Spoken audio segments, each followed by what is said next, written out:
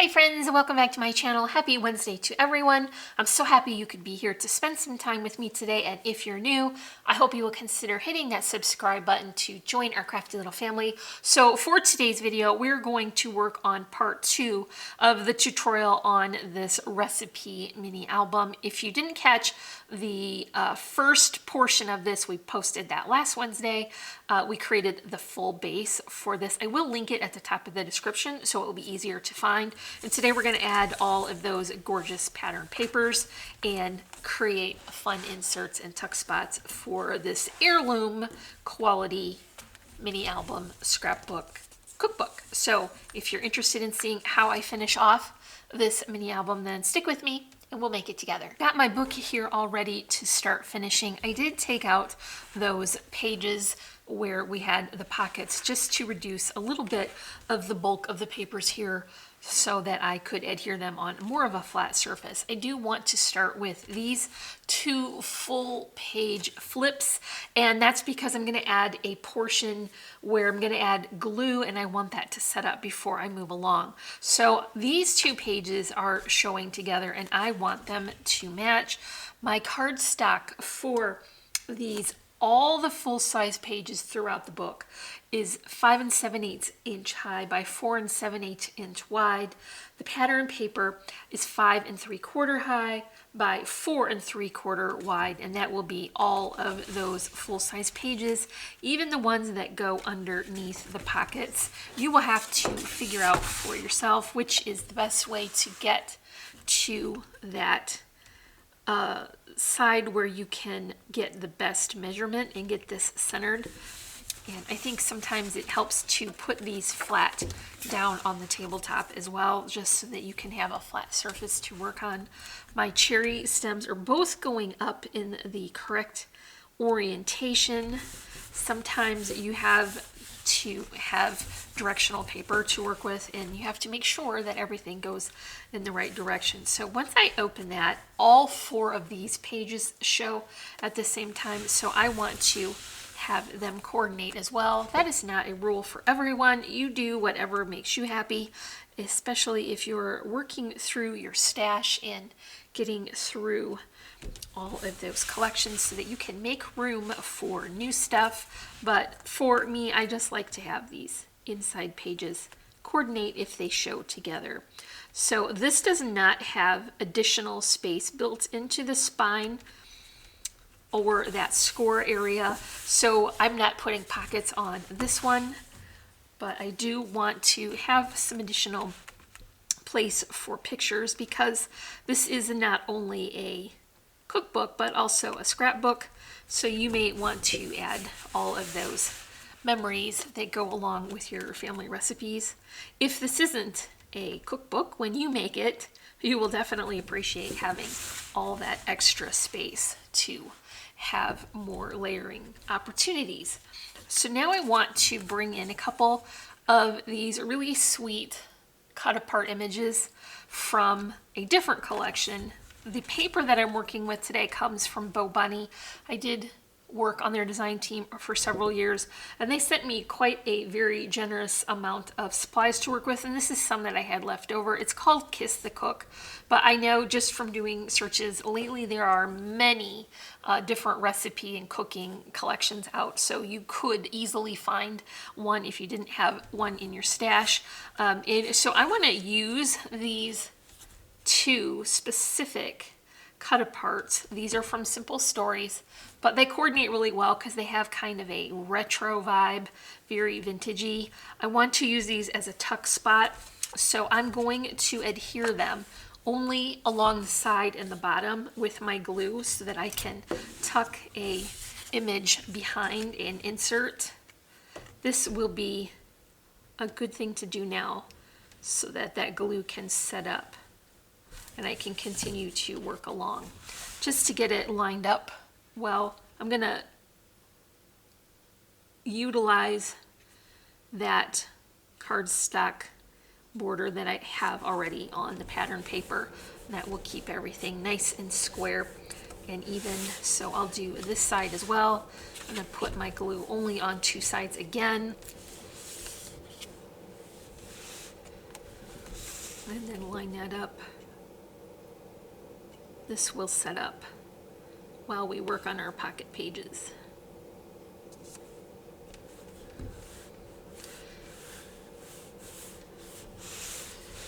Okay, as I mentioned before in the part 1 of this tutorial, we have 2 pockets for each set of pages. One is a bottom pocket and one is a side. So I just want to add my pattern paper with the cardstock into these pockets before I seal them up. It's much easier to get that paper positioned and then fold the flap over. So this is going to be a nice generous pocket, and we can put many inserts in this and just fold over those sides. You see, now we have our pocket at the bottom. I do want to finish that with a coordinating layering pattern. So for the pocket on the bottom, the cardstock is going to measure 1 7/8 inch high by 4 7/8 inch wide. And the pattern paper is 1 3/4 high by 4 3/4 wide. And I'm just going to pull this closer to me just a bit so that I can get it positioned a little bit easier.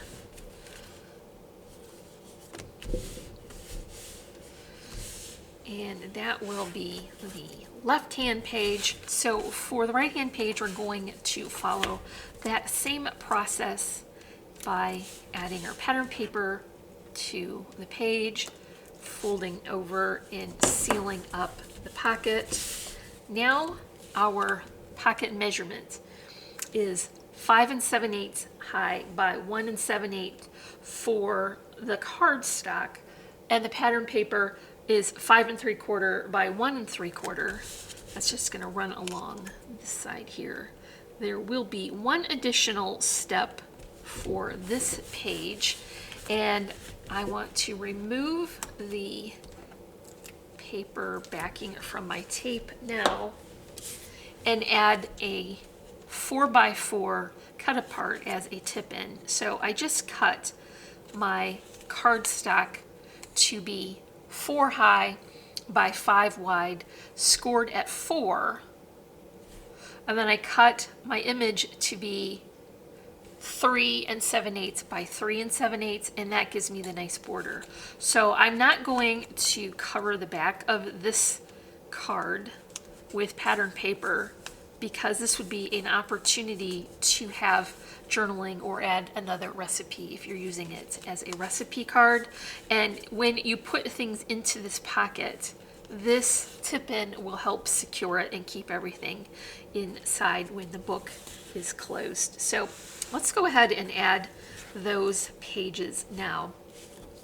I'm going back to my 2 glue combo for this because those pockets are pretty bulky on the bottom and heavier, and I just want to make sure that this is very well secured. So let's put our Tombow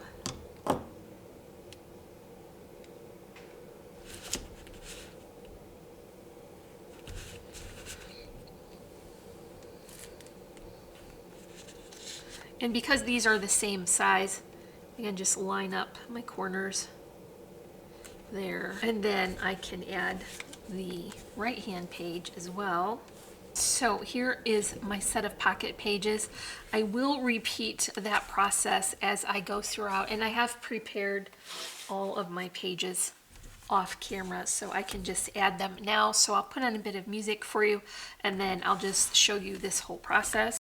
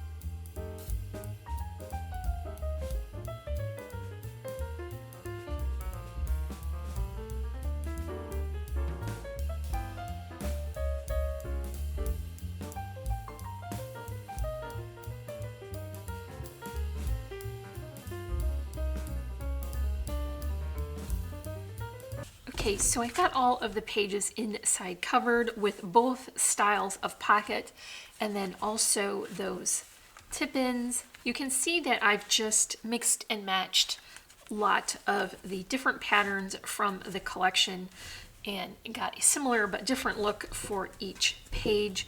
And I'm also finding that it was much easier to hold the book at the score line and add the page into it and then press it into place. And that gave me a much better positioning than trying to add it from the outside going in. So let's go ahead and finish the back now. I do want to have some coordinating pattern papers so that it's decorated all the way around. Remember, this is the same page size as the inside. Also want to finish the spine both on the inside and the outside. Since we don't have our pages adhered, I do want to have it nicely finished. So our cardstock measurement for this is 5 7/8 by 1 1/8, and the pattern paper is 5 3/4 by 1. So that way we get this covered with the collection paper, and we still get all of those nice borders. It also gives us a little extra layer of thickness, so that is nice. I'm going to see if I can see over this well enough to get it centered. I may need to pull it closer. Yeah, I do. This is a tricky one to get into. I think if you could stand up over top of it, that would be easier. Okay, so now the inside is finished, and I want to have a closure for this.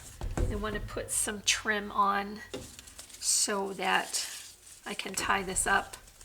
This is a good time to do that now before I add my front cover. I'm just selecting this beautiful stitched satin ribbon from Really Reasonable Ribbon.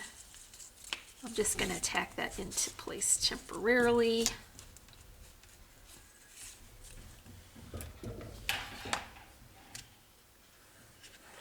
To finish the cover, I'm going to choose a beautiful pattern here that is non-contrasting as the base. That way all of my layering patterns can lay on top of it without it looking too busy.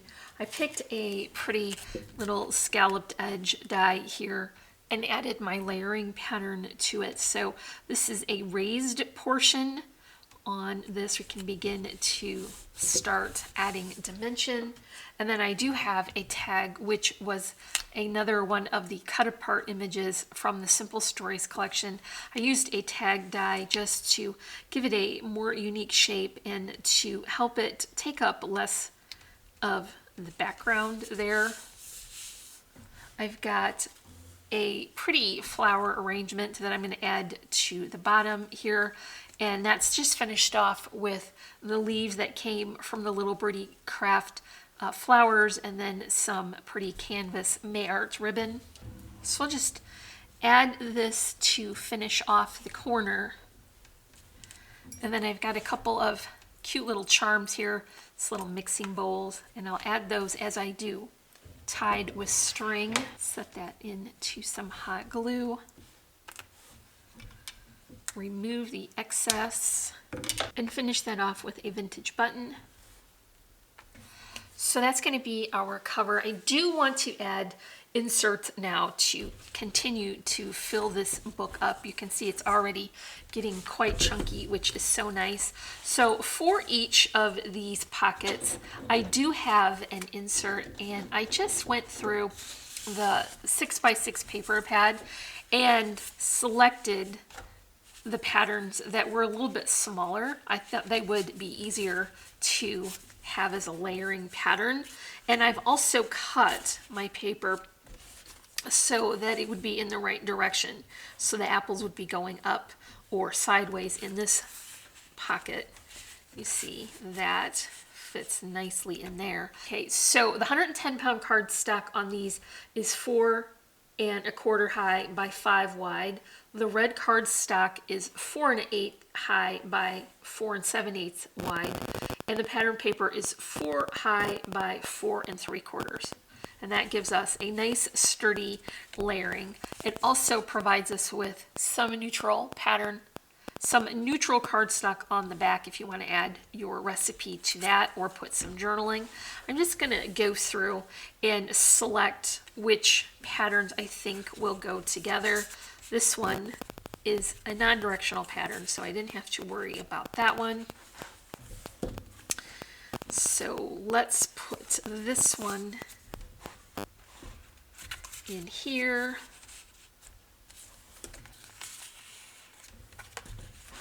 And then the last one will get these sweet strawberries. For each of the pockets, I'm also going to pick some of the cut apart from the collection.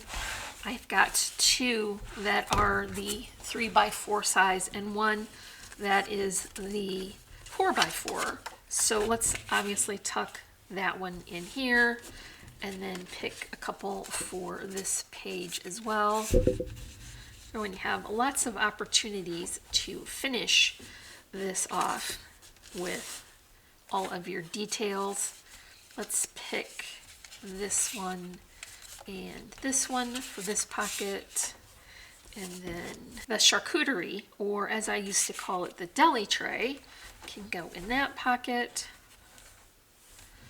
Let's say we put this one and this one here. I like this one better. And the little pig. And then the last set, we'll do the grater and the apron. And then this one is this Farm Fresh. Okay, so now we have 2 spots left to add things to. And I've got 2 more inserts, obviously, because it's a tuck spot. These are 4 high by 5 wide on the 110-pound cardstock. The red cardstock is 3 7/8 by 4 7/8, and the pattern paper is 3 3/4 by 4 3/4, and we can just tuck that into there, and that will be secured because we glued it at the corners. So this is now so nice and full and chunky. So let's go ahead and tie this up. We may need to trim that ribbon. At any rate, I do want to cut it at an angle so that it will prevent it from fraying. I think this is a beautiful trim that coordinates really well. And this is going to be a nice way to keep all of the items that we add very secure. So this is all for our recipe pocket album for today. If you enjoyed this project, make sure to leave me a comment and a big thumbs up. If you're not already, I would love for you to join my crafty little family by hitting that subscribe button. And as always, I'm wishing you a happy and productive day, and I thank you so much for watching. Bye.